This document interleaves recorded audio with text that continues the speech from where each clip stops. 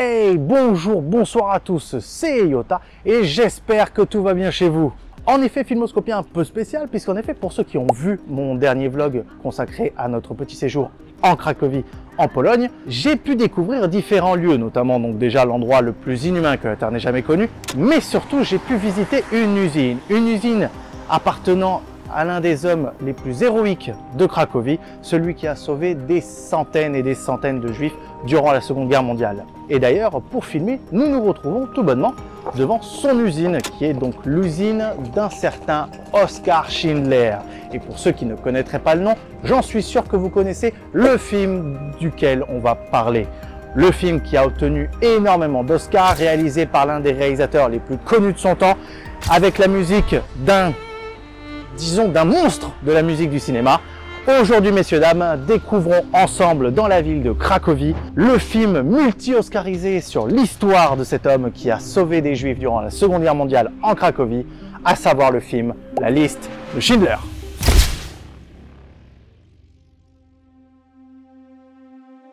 Pour commencer, au niveau des premières anecdotes, il faut savoir que La liste de Schindler avait un budget de 23 millions de dollars. Ce qui est assez faible comparé aux autres budgets qu'on a pu voir au niveau des films comme Philadelphia ou Le Fugitif. Mais il faut savoir aussi que son tournage s'est passé du 24 février 1993 jusqu'à peu près le mois de mai. Et pour ceux qui ont un petit peu des dates au niveau cinéma, il faut savoir une chose, c'est que cette date correspond à la pré-production des effets spéciaux d'un autre film réalisé par Steven Spielberg avec là aussi John Williams à la réalisation de la musique, à savoir l'iconique Jurassic Park. Bon, j'en profite aussi pour parler un peu d'histoire. Il faut savoir que donc le film est basé sur une histoire réelle, bien évidemment, sinon je ne me retrouverai pas devant ce bâtiment. On est d'accord? Ouais, c'est pas faux. Elle est tirée d'une certaine liste qu'on appelait donc la liste de Schindler, qui est une liste qui existait et qui recensait en fait tous les juifs qui travaillaient dans l'usine de fabrication de la cuisine en émail qu'avait Oskar Schindler. Et en effet, cette liste a réellement existé et d'ailleurs, pour ceux qui veulent la voir, vous pouvez aller la voir à Jérusalem, dans le musée Yad Vashem.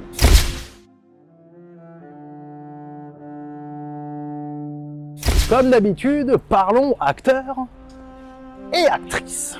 Au départ, on a envisagé plusieurs stars hollywoodiennes comme Harrison Ford, Mel Gibson ou encore Kevin Costner pour jouer le rôle d'Oskar Schindler.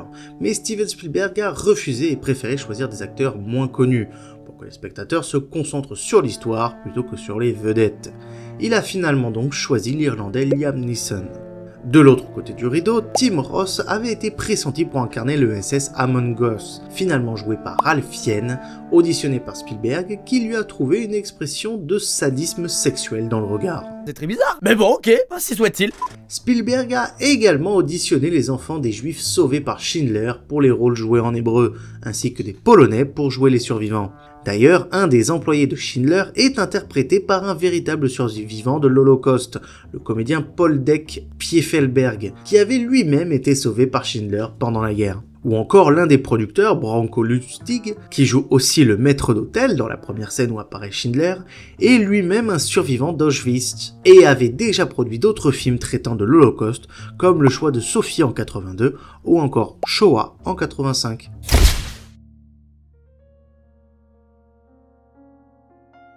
Tourner dans un film retraçant différentes époques, et notamment celle-là qui fut une époque très tragique, ça doit pas être si simple, mais certains ont trouvé des méthodes à eux pour justement faire fonctionner cela et réussir à le jouer correctement.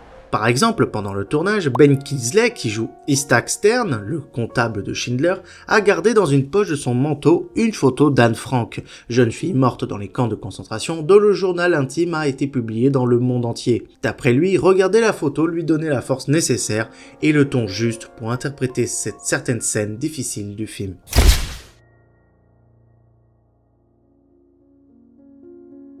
Dans le film, une scène nous met particulièrement pas bien, c'est celle de la rafle de Cracovie, où on peut voir dans diverses scènes tournées dans Cracovie, comme ici ou là, des Allemands venir chercher les Juifs réfugiés dans le ghetto de la ville. C'est alors qu'on peut voir Schindler observer la scène et voir une petite fille habillée d'un manteau rouge courir dans les rues et plus tard la voir brûler dans le camp de l'horrible Amon Goth. Bon, bien évidemment, cette petite fille est juste là pour justement mettre un petit peu de contraste au niveau du noir et blanc du film, mais il faut savoir que cette petite fille a réellement existé.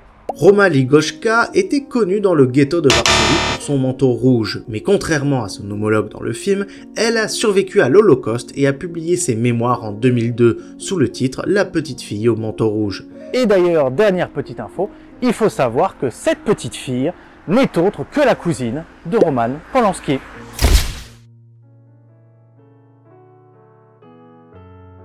Pour cette dernière anecdote, j'aimerais rendre hommage à Steven Spielberg pour l'acte magnifique qu'il a fait pour ce film.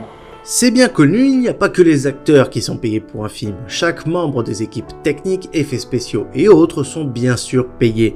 Mais un seul a décidé de ne pas être payé pour la réalisation de ce film, et c'est donc Steven Spielberg. Bon, on va pas se le cacher non plus, hein. Il avait quand même aussi cette année-là Jurassic Park. Donc autant vous dire, au niveau réussite, il avait. Hein. Donc au niveau thune, il pouvait aussi être espéré. Mais bon, ça reste quand même un acte plutôt fort quand même. Un très beau geste qui, je l'espère, permettra de remettre en mémoire ces événements qui, j'espère, ne se reproduiront jamais.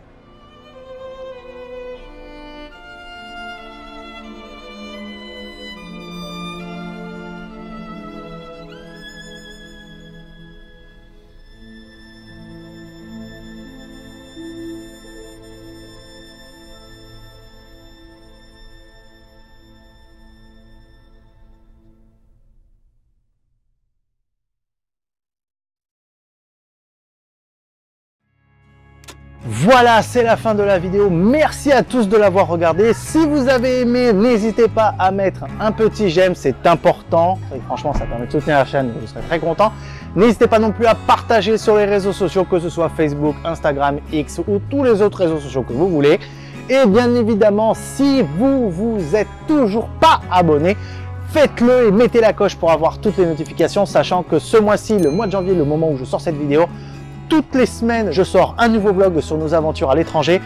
Là, la première semaine, je vous le mets d'ailleurs le petit encore, on s'était retrouvé donc à Cracovie, là où on se trouve et où se trouve donc la fameuse usine de Oskar Schindler. Et on se retrouve avec aussi des passages à Vienne, à Prague et bien évidemment à Budapest pour les dernières semaines. Donc on se retrouve, écoutez, on se retrouve mercredi déjà, c'est dans pas très longtemps. Allez, on se retrouve à mercredi 18 h comme d'habitude. C'était Iota en direct de la toile et à bientôt sur ma chaîne YouTube.